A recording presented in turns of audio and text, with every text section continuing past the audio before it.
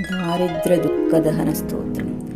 विश्वेश्वराय नरकान्तकतारणाय कर्णामृताय शशिशेखरधारणाय कर्पूरकान्तिधवलाय जटाधराय दारिद्र्यदुःखदहनाय नमः शिवाय।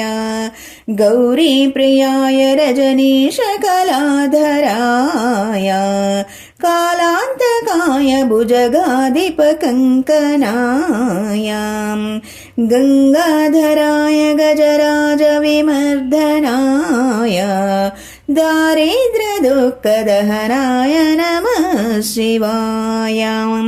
भक्तप्रियाय भवरोगभयापहाय उग्राय दुःखभवसागरतारणाय ज्योतिर्मयाय गुणनामसुनुत्यकाय दारिद्र्यदुःखदहनाय नमः शिवाय।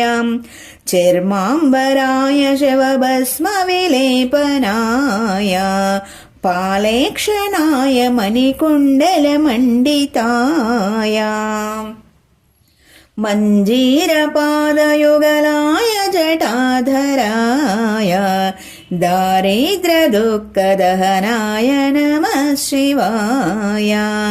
पञ्चाननाय पनिराजविभूषणाय हेमांशुकाय भुवनत्रयमण्डिताय आनन्दभूमिवरदाय तमोतमाय दारिद्र्यदुःखदहनाय नमः शिवाय।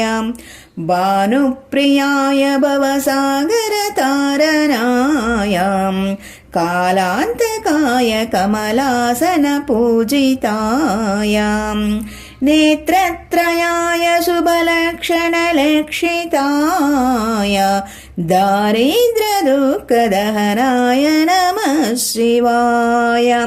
रामप्रियाय रघुनाथवरप्रदाय नामप्रियाय नरकार्णवतारणाय पुण्येषु पुण्यभरिताय सुरार्चिताय दारिद्र्यदुःखदहनाय नमः शिवाय।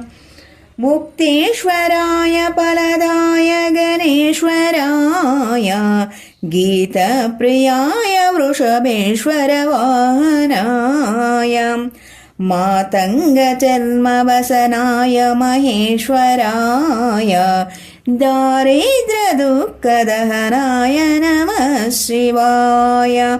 वसिष्ठेन कृतं स्तोत्रं सर्वरोगनिवारणं सर्वसम्पत्करं शीघ्रं पुत्रपौत्रादिवर्धनं त्रिसंयम्य पठेन्नित्यं स हि स्वर्गमवाप्नुयात्।